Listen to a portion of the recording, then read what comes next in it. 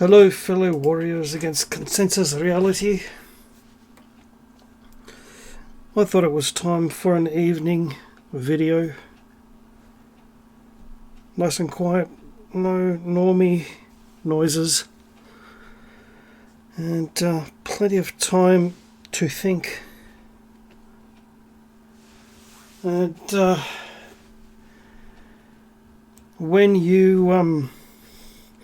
when you tend to be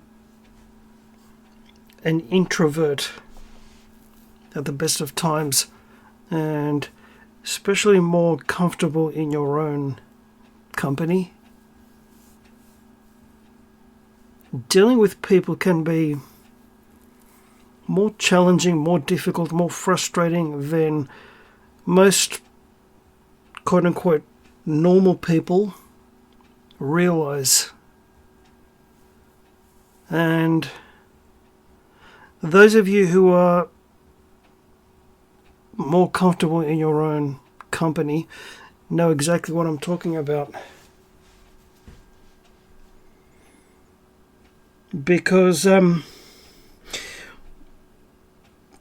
dealing with people takes more out of you than, say, most people. And when people disappoint you, when they go against their word or whatever, it perhaps affects you a little bit more than it would normally, because it takes so much more effort to deal with people at all.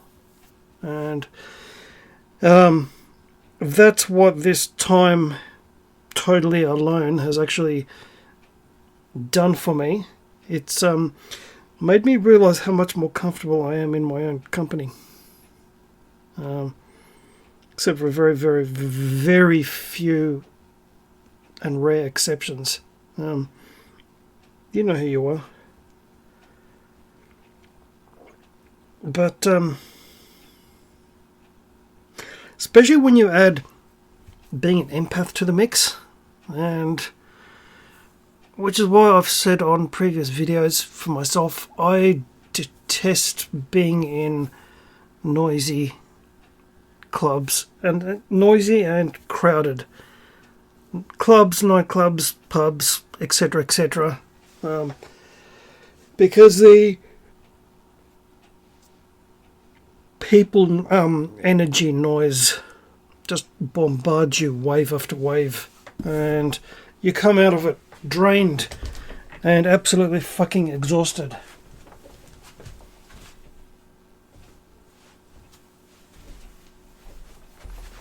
Now, the thing is, as you can imagine, it takes more time, more effort to open yourself up to people enough for them to become your friend to begin with. And the very few friends you have, you tend to perhaps be a little bit more loyal than most people would be. You'd be more attentive than most people would be. And when these same friends perhaps suddenly alter their living conditions, where they are sharing with a female and she absolutely detests you and brings out the extremely brutal sarcasm in you, where you just don't care. You're just brutally sarcastic and she deserves it. But the thing that really makes you think afterwards is, why didn't my friend of so many years stick up for me when his lady friend was being a total cunt? And especially when they tell you that they're unable to hang out with you because they're going through some things, whatever. And you're thinking, okay, well, good luck. If you want to make an effort, it's up to you. And especially if you're usually the one making the effort to begin with. After a while, that really, really pisses you off. Or the situation might be well, as I said, a sibling. And I won't go through the whole details again. You've seen my videos or whatever. But I had to remove that video from my Roof of My Boss channel because I could see the views continue to spike, which means that the sibling and his cronies would go and watch it for whatever fucking reason. To most people, my videos are as boring as fuck. Okay? But whatever. However you wish to waste your time, I suppose. So I thought, you know what? Fuck this. I removed the video. And we haven't really spoken since. And you know what? I like it. And if any of you people knew the sordid details going to earliest childhood with said sibling, you will know exactly why I feel this way. But when you have an online friend, acquaintance, whatever, and you've had issues, yes, I'm talking about a certain ex-fellow sarcastic Jedi detective. Even though I was the sarcastic one, because sarcasm takes intelligence. But anyway. Went through our issue, shall we say. He apologised. Was quite nice in the last message. I accepted. And I thought, okay, that was it. I thought, are we going to be friends now? No. Are we going to be enemies? No. I was hoping at least that we would be, civil. If we found ourselves together in a live stream chat. And so, me being me, I saw a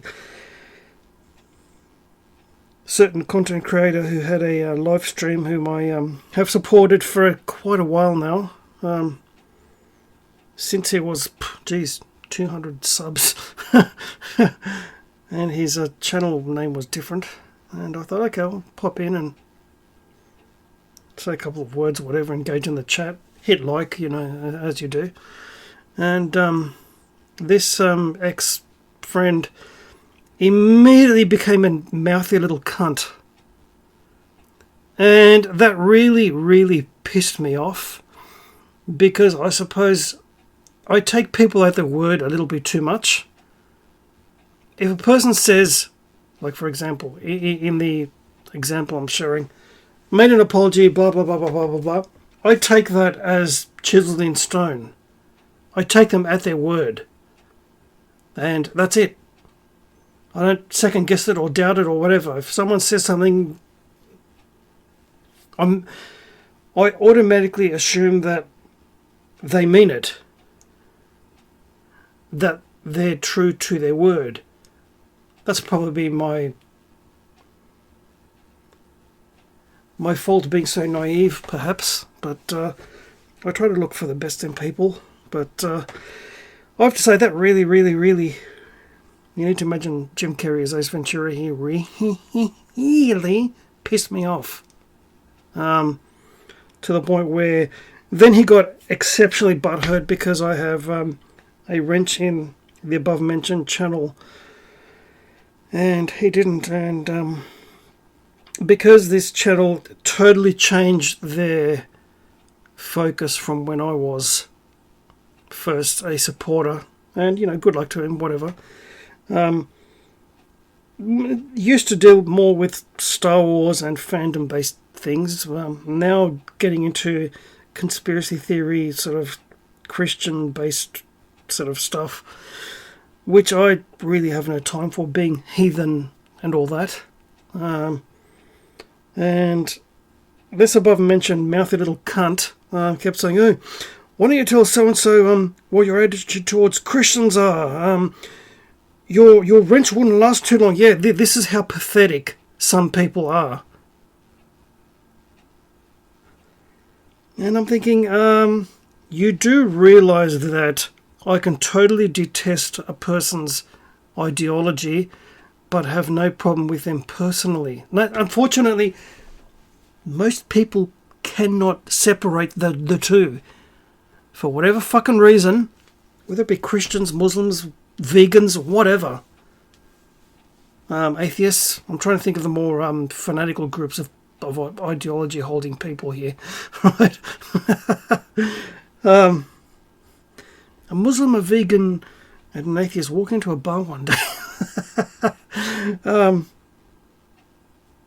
And there are people who are so fucking stupid, so immature, and such clueless cunts that they don't realise that a person is not their ideology. So, for example, I used to be Seventh-day Adventist at one stage, and don't ask me my opinion about Christianity or Adventism, because I won't be saying very nice things. However, I'm still friends with this person who is now a pastor in the church, and we're still connected on certain social media platforms, and still from time to time say hello and how are you liking the totalitarian tiptoe, that kind of stuff. And he was nice enough to say, well, you and I both have extremely minority religious worldviews, and we'll probably be on the chopping block at one point, that kind of stuff.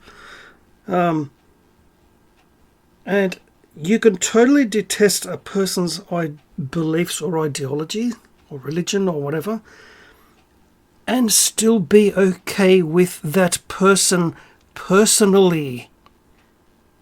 Anyone with fucking half a brain or any kind of maturity level can understand that. So I think with that encounter, what really pissed me off is someone going back on their word.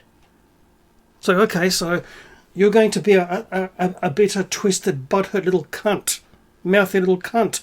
Okay, I wish I knew that before, when I took you at your word, when I believed your apology and all the rest of it, right?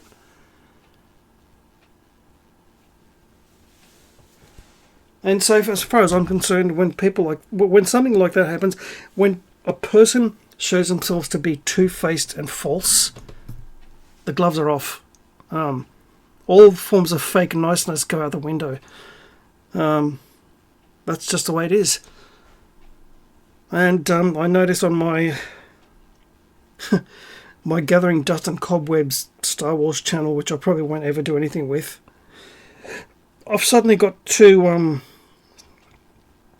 subscribers, like more than I did, say, a couple of weeks ago.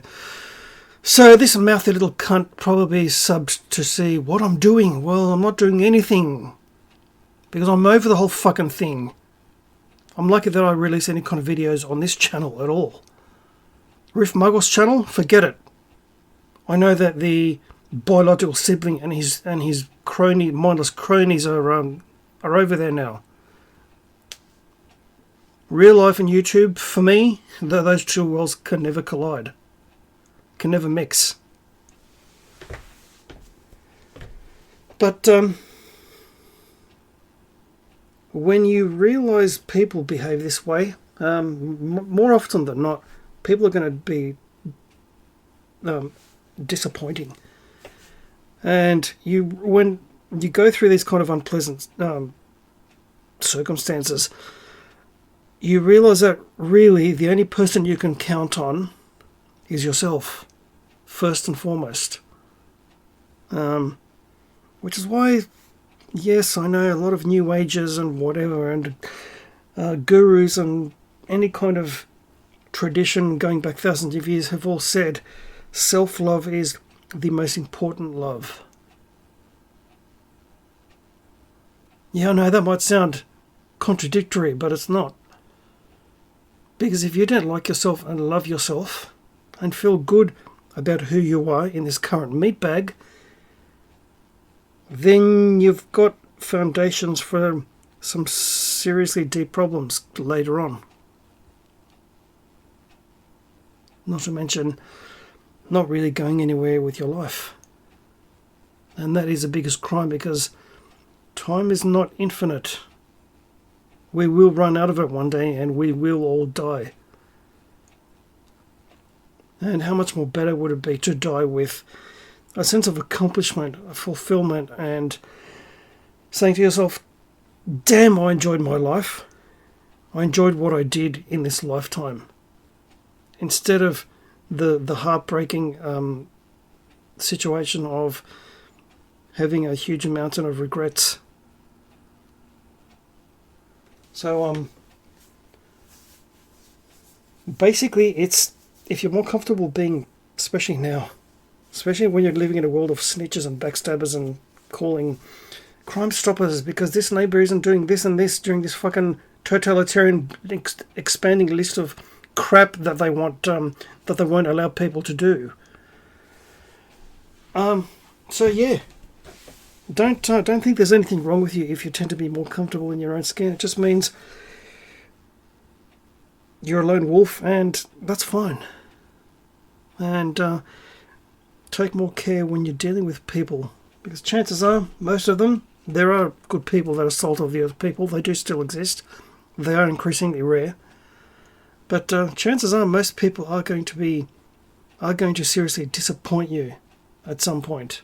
And that's on them, not on you.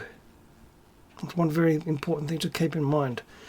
The sarcastic lone wolf on guitar, out.